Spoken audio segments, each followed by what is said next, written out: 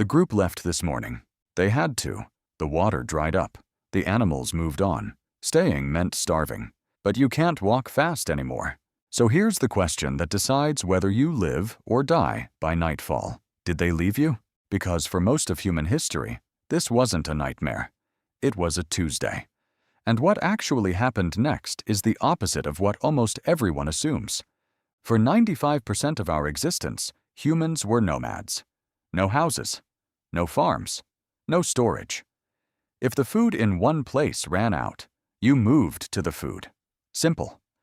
But moving is where it gets ruthless. A group on the march can only go as fast as its slowest member.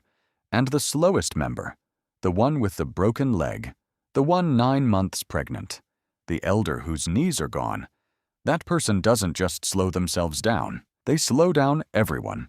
And in a world of lions, cliffs, cold, and hunger, being the slow group is how the whole group dies. So the cold logic writes itself. One person can't keep up. Carrying them costs food, energy, and speed you don't have. Leave them, and everyone else survives. Stay, and maybe nobody does. By that math, abandonment shouldn't be the tragedy. It should be the rule, the default setting of survival. That's what almost everyone assumes. Nature is cruel. The weak get left. The strong walk on. The bones say something very different. Here's the thing about skeletons. They keep receipts. Bone records what happened to a body, and crucially, it records how long you survived after something went wrong. A fresh break looks jagged, but a break that healed has smooth new bone grown over it. That healing takes weeks, months, and months of survival when you can't hunt or walk or feed yourself only happens for one reason. Somebody else kept you alive. Meet a Neanderthal man archaeologists nicknamed Nandi from Shanidar Cave in Iraq around 45,000 years ago. Nandi was a wreck. His right arm was withered and possibly amputated at the elbow. He was likely blind in one eye. He had a crushing injury to the side of his face. He probably couldn't hear well. He had serious damage to his legs. And here's the impossible part. Every one of those injuries had healed. He lived for years like this.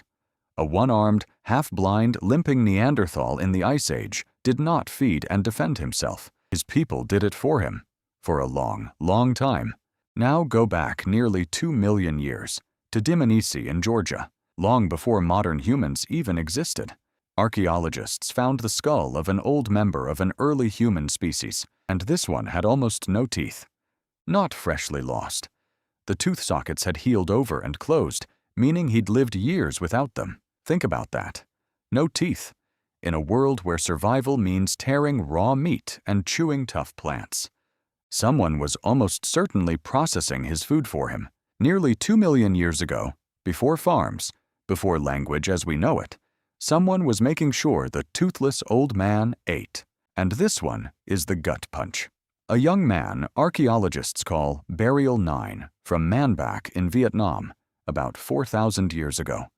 He was paralyzed from the waist down, likely from a young age, with almost no use of his arms. He could not feed himself, could not clean himself, could not move without help. And he survived like this for around 10 years, into adulthood, in a community with no medicine and no wheelchairs. 10 years of somebody lifting him, feeding him, turning him so he didn't get sores, carrying him when the group moved, every single day for a decade. And these aren't 3 lucky flukes. Skeletons like this show up again and again, across continents, across hundreds of thousands of years, across different human species. Caring for the ones who couldn't keep up isn't a modern invention. It might be one of the oldest human things there is. So the cold math said, leave them. Why didn't they? Reason 1. It wasn't charity. It was insurance. In a small band, the person who's helpless today is the same person who saved your life last winter, and might again next winter.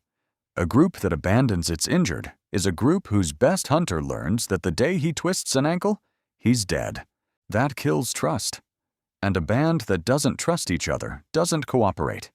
And cooperation was our only superpower. We weren't the fastest or the strongest animal out there. Alone, a human is a snack. Together, humans took down mammoths. Reason 2. Knowledge. Before writing, the old and the injured were the library. The elder who can't walk still remembers the drought 40 years ago, which plants to eat, where the hidden water is, what to do when the herds don't come. Leaving that person behind isn't just losing a body, it's burning your only encyclopedia right before the test. And reason 3, the deepest one. Somewhere along the way, our brains got wired to feel it when someone suffers, to find abandonment unbearable. That feeling isn't weakness bolted onto survival. It may be one of the exact things that made survival possible. The cold math was real. Care was expensive. But over hundreds of thousands of years, the groups that paid that price were the ones that were still standing. So, did they leave you? Sometimes, in the worst famines, in the most impossible corners of the Ice Age. Yes, it happened. We shouldn't pretend it didn't. Survival was sometimes a horror with no good options. But when we dig up the truth, over and over, the bones tell us the same surprising thing. Far more often than the cold math predicts, they came back. Which means the instinct you feel right now, the one that made your stomach drop when I asked if they'd leave you behind, that instinct is not modern. It's not soft. It's ancient. It's carved into skeletons 1,000,000 years old. Every time you slow down for someone who can't keep up, you're not being nice. You're doing the single most human thing our species has ever done. The thing that may be the entire reason you exist to watch this video. We survived because we refused to walk on. If this made you look at the person next to you a little differently, you know what to do. Like it, subscribe, and I'll see you in the next one.